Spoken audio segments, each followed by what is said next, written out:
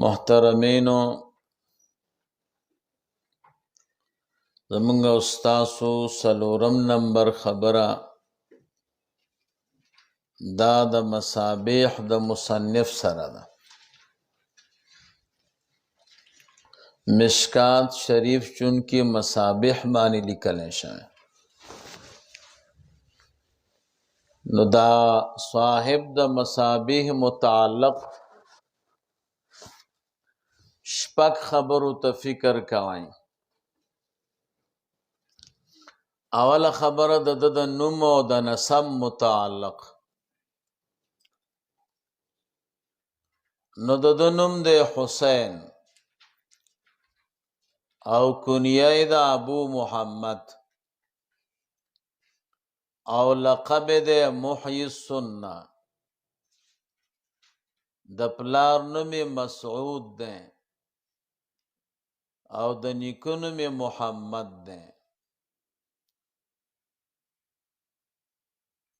الفراء البغوی ابن الفراء مرتوائی، فرام مرتوائی فرا او بغوی مرتوائی. دے پسنه 415 کې پیدا شوی. فرا اصل کې د پوستکي خرڅون کی توائی. وې د په آباء او اجدادو کې داسې سړی تیر شوی چې پوستکي خرڅ کړي دي، نو ځکه ورته فرا وایي. بغوی ورته ځکه وایي چې دا منسوب ده یو کلی تاغې ته بغو وایي. دا د هرات او د مرو په منځ کې کلی دی. اصل کې د نوم بغشورو، بیا په دې کې حذف او ایصال شوی، نو بغو ته جوړ شوی، نو دا بغوی هغه ته منسوب ده، ځکه ورته بغوی وایي. دویم نمبر خبره د علامه بغوی رحمه الله د علم د تحصیل متعلق. د پخپل یو د قراء مشهورونه ده، زبردست قاری هم، او د خپل زمانه د لوی پای علمان چې دا غوی نه سبقونه ویلي دي. فقه ویل د قاضی حسین ابن احمد رحمه الله نه، او احادیث ویلي دي دا ابو الحسن عبد الرحمن ابن محمد داود رحمه الله نه، او د نور کتابون علماء نیم چې دینو سبقونه ویلي دي. د شیخ ابو عمر نه، د شیخ عبدالواحد رحمه الله نه، د ابو الفضل او د ابو بکر. هغه وخت کې چې د لوی پای علماء اکثر د استادان دي. دریم نمبر خبره د زهد او د تقوا متعلق. علماء وی ټول زندگی په درس کې او په علم کې صرف کړي، ټول عمر تدریس کړي، او عجیبه کار پکې دا چې بیا اودسه درس نه کوم. د درس د پاره به خامخا اودس کوم، او صاحب د قناعت، بس په خپل حساب باندې به صبر کوم، حرص وغیره نه کوم. روژه به وکله به چې روژه ماتوله، نو وچه ډوډۍ ورسره وه، هغه وچه ډوډۍ به په اوبو کې لمده کړه او هغې باندې به روژه ماتوله. کله به چې شاګردان او دوستانو ډېر اصرار ورته وکړه چې صاحب دومره وچه ډوډۍ چې ته خورې نو دا حافظه خرابوي، نو بیا به یې لږ غوندې غوړي چې دی هغه استعمال کړه، لیکن عام طور باندې به وچه ډوډۍ خوړه. بی بی مبارکه چې وفات شو نو ډېره مالداره وه او ډېر مال یې پرېښی و. لیکن امام بغوی رحمه الله د هغې په میراث کې 1 روپۍ هم نه ده اخیستې. وی زه په مال څه کوم؟ نو د دنیا سره یې کامله بې رغبتي کوله. لقب د محیي سنه دی. د هغې وجه علما دا وایي چې د یو کتاب ولیکه شرح السنه 15 جلده کې دی. کله چې شرح السنه ولیکله نو رسول الله مبارک صلی الله علیه وسلم یې خوب کې ولید. نبی علیہ الصلوۃ والسلام ورته وفرمایل انک احییت سنتی، تا زما سنت ژوندی که. نو بس ځان سره بیا محیي سنه ولیکه. دی وفات شوی دی د شوال په میاشته کې 1514 سنه وه. مرو علاقه کلي کې او دی بیا دفن شوی د خپل استاذ قاضي حسین سره په مقبره تعلقانی کې.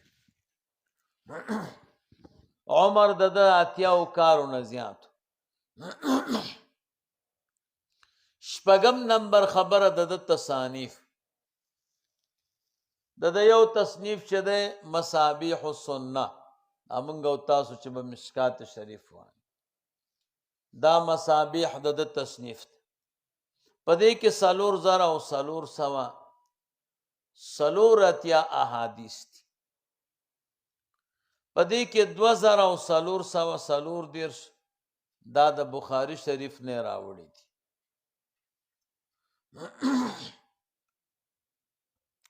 او د مسلم شریف نه بخاری او مسلم نه 2,400 احادیث بخاری او مسلم نه راوړي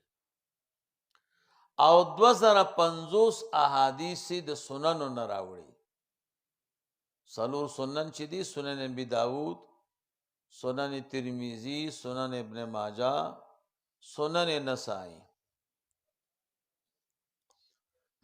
بعض علما وایي نه د مصابیح د احادیث شماره ده 4,219. په دې کې یوازې د بخاری شریف روایات چې دي دا 325 دي او یوازې د مسلم شریف روایات 815 دي. کم چې متفقن علیه احادیث دي هغه 1,050 دي او باقی چې کم د دینه پاتې احادیث دي د بیا د نور کتابونو نه راوړي دي. د ښایسته تفسیر هم شته معالم التنزیل ورته وایي. د حدیثو بل کتاب هم د شرح السنه ورته وایي.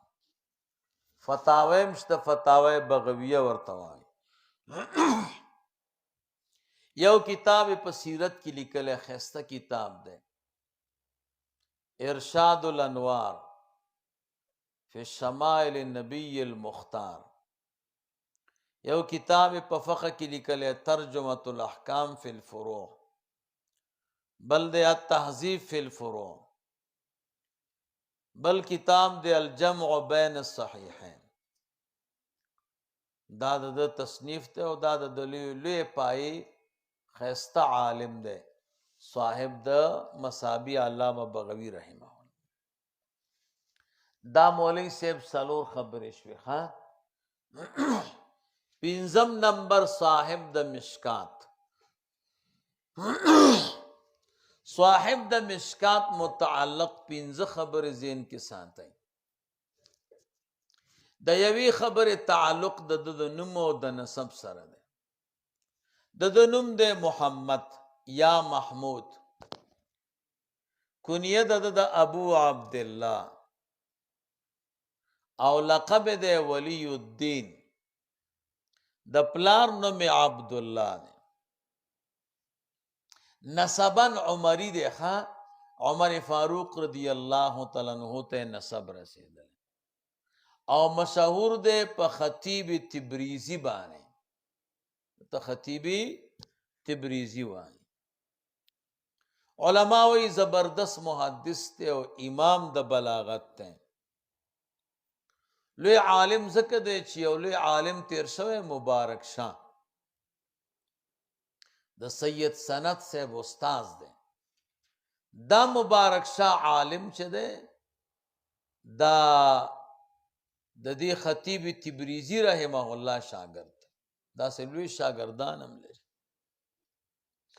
دویم نمبر خبره د تصانیف متعلق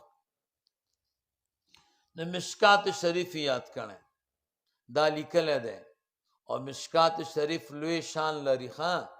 وای په هندوستان کې به مشکات شریف یادېدو په یادو به خلکو یادو په هندوستان کې یو مشهور عالم تیر شوی بابا مشکوتی رحمه الله بابا مشکوتی ورته ځکه وایي چې دته د ټولو نه ښه مشکات یاد د مشکات شریف به په یادو خلکو یادو ما په خپله پاکستان کې 2 نفر لیدلی چې ټول مشکات ورته یاد نو دا کتاب د حدیثو دی خو لیکن دا په یادو خلکو ډېر یادو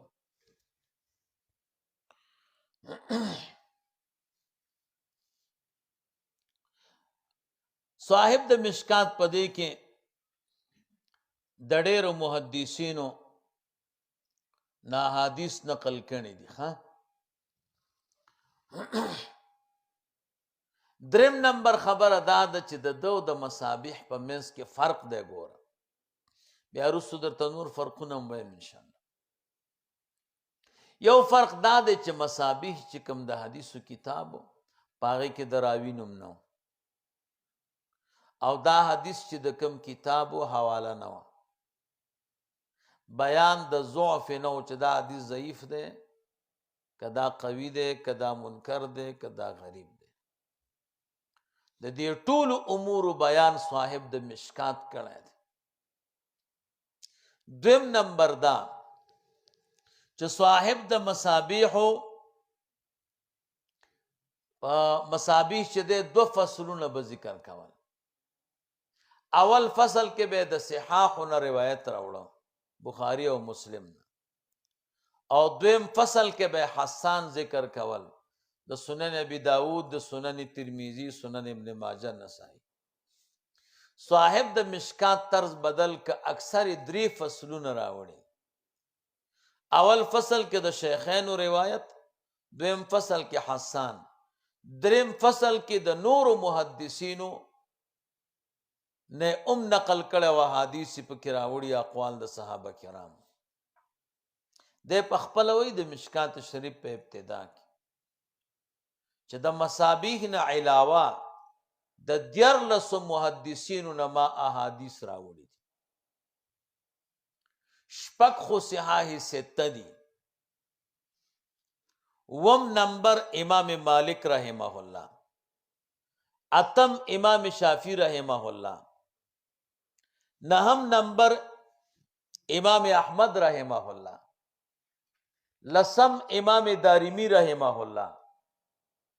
یولسم د امام دارقطنی رحمه الله نه دولسم د امام بیهقی رحمه الله نه او دیارلسم د علامه رزین رحمه الله یعنی د 14 محدثینو نما حدیث پدې کې راوړي دي غیر د مصابیح یعنی 14 محدثینو اهتمام ما کړي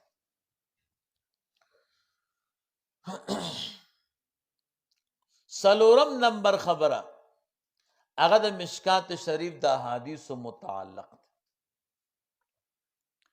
مشکات شریف کی احادیث څومره دي شاہ عبدالعزیز رحمه الله فرمائیں داغه یو کتاب دے بستان المحدثین پاغه کې وای د مصابیح احادیث تی سلور زرا سلور سوا او سلور اتیا صاحب د مشکات په دغه احادیث باندې 1500 او یولس احادیث زیات کړي دي نو ټولو ګرځي د 15000 او 995 احادیث اس مشکات شریف کی 15000 او 995 احادیث تھی مصابیح کے سمرو سلور زرا سلور سوا سلور اتیا دی باندې صاحب د مشکات څومره زیات کړه 15 سوا یولس احادیث دا چې جمع کې نو څومره بشي 15,900 او 95 احادیث صاحب د مظاهر حق او د التعلیق الصبیح والا وی چې نه احادیث د مصابیح دي سلور زرا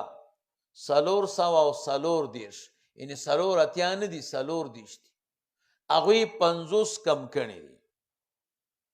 صاحب د مشکات په زیاتوالی راوسته 1500 یولس نو د هغوی په نسبت باندې د مشکات روایات څومره شو 15,945 اخو 15 ویو کنه 50 ته کم شو نو څومره شو 15,900 او 15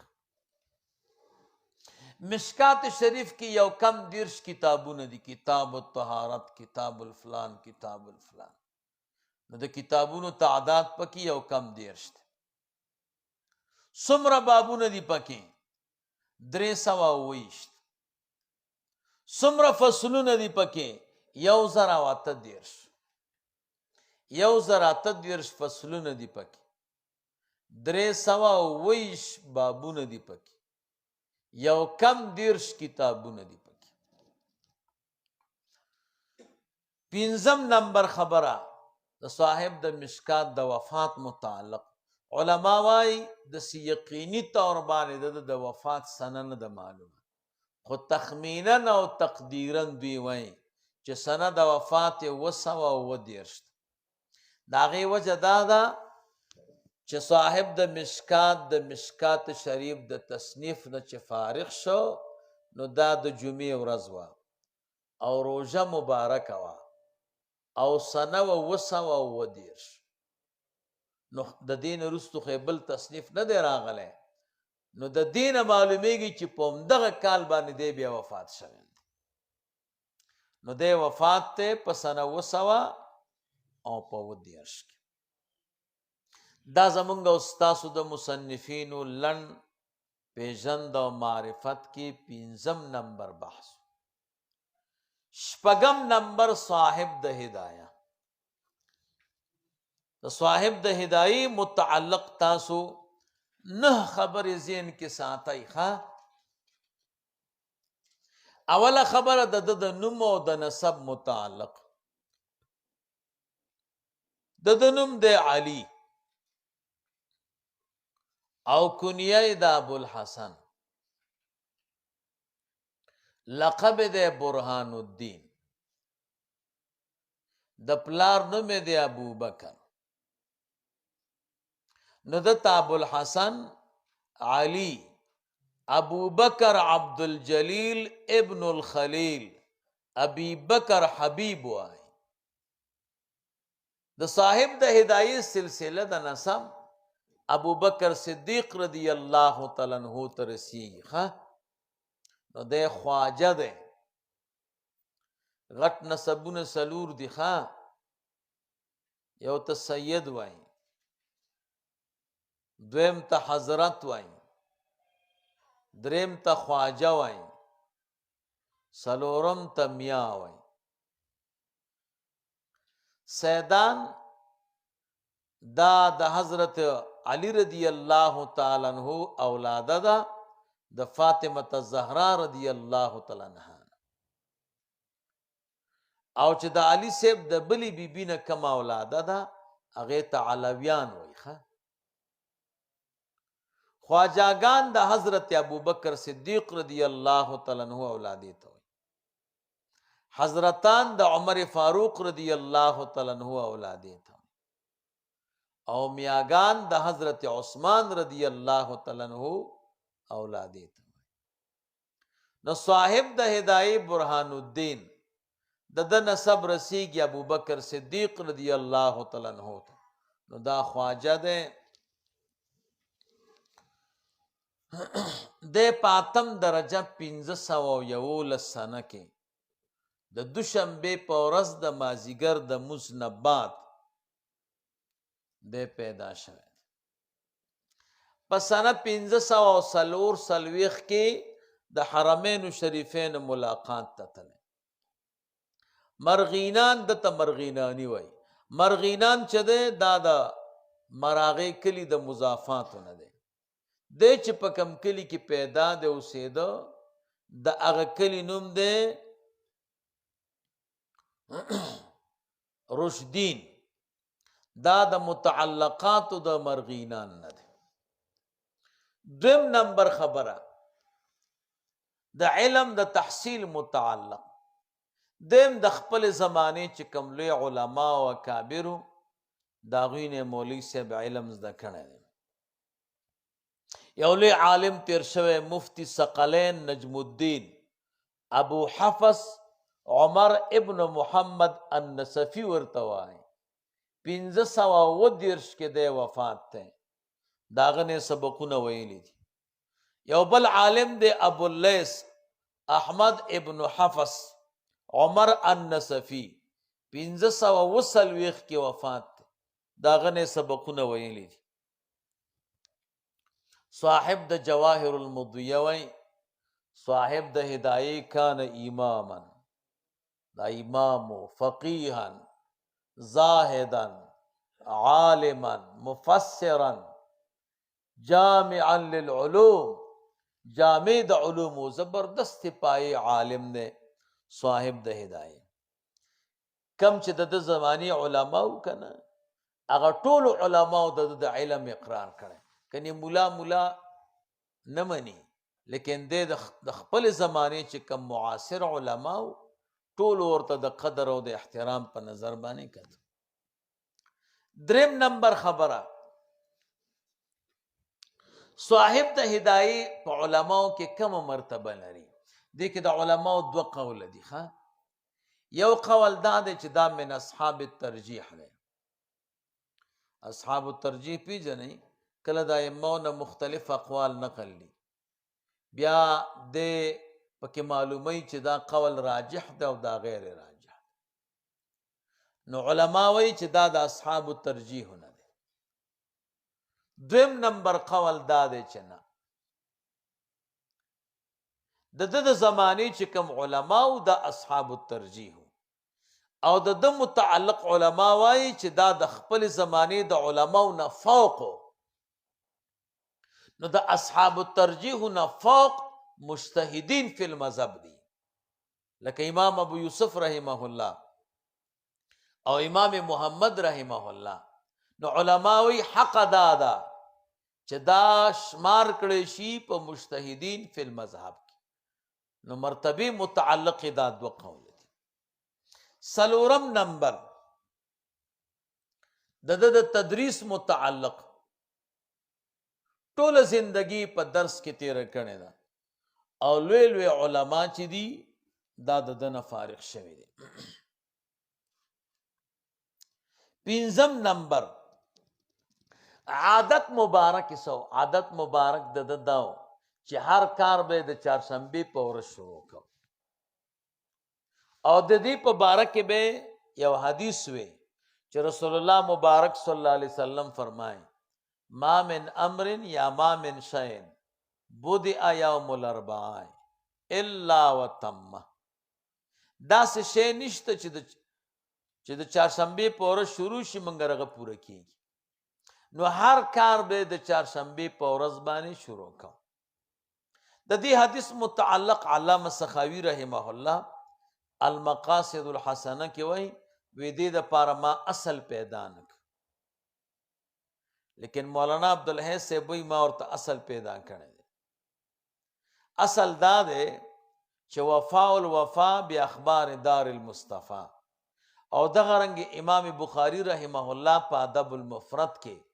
د جابر سے بیا روایت راوړي چې نبی رسول الله والسلام مسجد فتح کې 3 ورځې دعا وغوښته دوشنبه ورځ سه شنبه ورځ چهارشنبه ورځ د چهارشنبه ورځ د مازیګر د مز نه پس دعا قبول شو نو جابر سے فرمای ز پوښوم چې د چاشنبې په ورځ دعا قبلیږي وی چې زما به کلم ضرورت راغی نو ما به د چاشنبې په ورځ باندې دعا کوله الله تعالی به زما ضرورت پورا کوي دغه د جابر صاحب روایت تا امام سیوطی رحمه الله فرمایي د دې روات چې دي هغه ثقه دي مولانا عبدالحی صاحب وایي دغه روایت چې دی دا جید الاسناد دی باقی دا خبره چې د چې کوم حدیث ذکر کړی دی صاحب د هدایه دا معارض دی د حدیث د جابر سره جابر سے فرمائی رسول اللہ مبارک کو فرمائے یوم الاربعاء یوم نحس مستمر د چاشنبه ورځ دا بد ورځ ده نمونګوي د جابر صاحب دغه روایت دا معارض دی د دغه روایت د ادب المفرد سره چې د پخپل وی چې ما به دعا د چاشنبه په ورځ کوله دویم جواب ورته علامه قاری رحمه الله کړي چې د چاشنبه ورځ بد ورځ ده خو په حق د کافرانو کې اما په حق د مسلمانانو کې صحیح ده صاحب د هدایه چې دا حدیث ذکر کاو نو د ګوري په خپل سند باندې د شیخ قوام الدین احمد ابن عبد الرشید ابن حسین البخاری رحمه الله ته په صحیح سند باندې رساو صحیح د نور علماء په نسبانه به ضعیف سند به سر نه خو صاحب د هدایه سره سند با سند دا روایت وی ښا چې د چاشنبه په ورځ باندې به هر کار شروع کاو دا د عادت مبارک دا شپږم نمبر خبره صاحب د هدایه کله وفات شوه سوارلسم د ذوالحجه او سند 1593 یا 1596 د سه شنبه شپه سمرقند کې د وفات شوه دی او مولوی صاحب د سمرقند په دغه ادیره کې 400 علما دفن شوی دی او د هر یو نوم کې محمد رات 400 علما په دغه ادیره کې دفن شوی دی او د هر یو په نوم کې چې دی دا محمد رات نو عجیبه ادیره اوم نمبر اولاد د سو بچی درې بچی پاتې شوی ښا او بچیم زبردست د یو بچی نوم د عماد الدین د بل نوم د نظام الدین د دریم نوم د جلال الدین عماد الدین چې د کتاب لیکل او کتاب آداب القاضی زبردست کتاب لیکل نو زویم ګوره د پلار په طریقه باندې تل دا دویم زوی چې د نظام الدین د ډیر کتابونه لیکلي یو کتاب نوم د جواهر الفقه بل کتاب نوم د الفوائد نور کتابونه مشته دا دریم چې د جلال الدین د آداب او په فقه کې ډیر انتهایی خواري کړي د ډیر رسائل او کتابونه پکې لیکلي اتم نمبر خبره تصانیف د صاحب د هدایه نو د تصنیف هدایم دا تجنیسم دے مزیدم دے مناسک د حجم دے نشر المذهبم دے مختارات النوازلم دے ډیر کتابونه لیکلي ښا نو تصانیف ډیر دي نهم نمبر خبره د هدایه متعلق د هدایه متعلق د دو قول راغلي دي ښا یو قول دا دی چې زما وی ډیر شوق چې زه په دې فقه کې یو کتاب ولیکم اتفاقا ماتا د قدوری مولانا سے مختصر القدری مخ تراغ چې په دې مختصر القدری کې هغه د جامع الصغیر عبارات او تډیر ترجیح ورکړي نو بس ما پاغه شرح ولیکله هدايه او مام پکې د مختصر القدری عبارت او د جامع الصغیر ذکر او د هدايه متن هم دا دوه عبارتونه دي قال لاندې بنا کې د کلی قال القدوری کله وای قال لاندې بلی کلی امام محمد په جامع صغیر کې نو مام د دې دوه عبارتونو لحاظ وک او په دې به شرح ولیک دیم نمبر قول دا او چې ما په مختصر القدری باندې شرح ولیکلا کفایه اتیا جلد ده. نو بیا خلکو راته وي چې دا کتاب خو ډېر اوږد دی، د دې کتل ګران دي. بیا مې هغه مختصره کړه او دا 4 جلد هدایه مې ته جوړه کړه. مولوي صاحب هدایه روژه مبارکه کې شروع کړې ده، 14 کاله کې لیکلې ده او 14 کاله روژه وه. او داسې روژه وه مولوي صاحب چې خپل کور والا پې نه دي خبر شوي. کور نه به ډوډۍ راغله، ده به ورته خادم کېنو چې دا وخوره. نو کور ته به تشې کاسې او دسترخوان لاړه. هغوی ته معلومات نه کېده چې د روژه ده که نه ده. داسې زمانه کې چې دی، یعنې داسې وخت کې دا هدایه لیکلې 14 کالو کې، او کمال یې کړی چې اوس مونږ او تاسو ورته حیران یو. په هدایار سړی چېرته پوهېږي؟ انتهایی ګران کتاب دی، علم یې هم د دې نه معلومېږي. باقي د تخریج والا خبرې چې خلق مونږ او تاسو ګورو، تخریج والا حدیث په هدایه کې راغلی دی، بیا وایي لم اجده یا ضعیف یا فلان. مولوي صاحب د دې حقیقت جدا دی. دلته یو فتنه تېره شوې ده په عراق کې، فتنه تاتار ورته وایي. فتنه تاتار کې مشکات کې به درته انشاءالله راشي، جلد ثانی کې درته بیا هغه فتنه ویمه. فتنه تاتار کې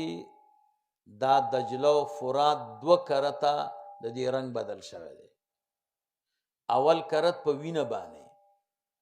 دومره مسلمانان شهیدان کړي دي چې دجله و فرات رنگ مکمل وینه وګرځېده. دویم کرت د دې رنگ بدل شوی دی، په رنگ باندې تور شوی دی. څومره مخطوطه کتابونو چې مخطوط لیکلی شوي، دا ټولې په دې دریابونو کې غورځولي دي. هلاکو خان او چنګیز خان دا ډېر ظالمان تیر شوي. نو د احادیثو ډېر کتابونه ضایع شوي دي. ښه دې باره کې چې تاسو تصانیف د زاهد کوثري وګورئ، بیا درته پته لګېږي. بازار کې کتاب پیدا کېږي د شاه صاحب حجت الله البالغه، حنفي دی، او چې کتاب وګورئ لاندې لیکلي دي والذي يرفع يديه احب الی مما لا يرفعه. څوک چې رفع الیدین کوي ما ته خوښ دي، دا هغه نه چې دی پکې ګوتې وهلي دي. داسې تفسیر المانی کې ګوتې والې شوې دي. دا یو جدا موضوع ده چې کتابونو کې دوی ګوتې وهلي دي، تدس البغات موضوع وایي. نو هدایه مولانا صاحب چې احادیث ته کومو کتابونو د احادیثو نه راغستې، هغه ضایع شوي، خو دریاب به یې وړه. اعتراض موږ مخکې کوو، وروستو اوسه او روایات چې دی هغه ترېنه مخکې اخیستلی شوي. نو ډېره ذخیره د احادیثو هغه مولوي صاحب ضایع شوې ده. او بیا درته انشاءالله ځای په ځای په حدیث باندې درته بحث کوم، خو چې چا پې رد کړی بیا به درته د هغې جواب کوم انشاءالله. اللهم صل علی سیدنا و مولانا محمد وعلى آل سیدنا و مولانا محمد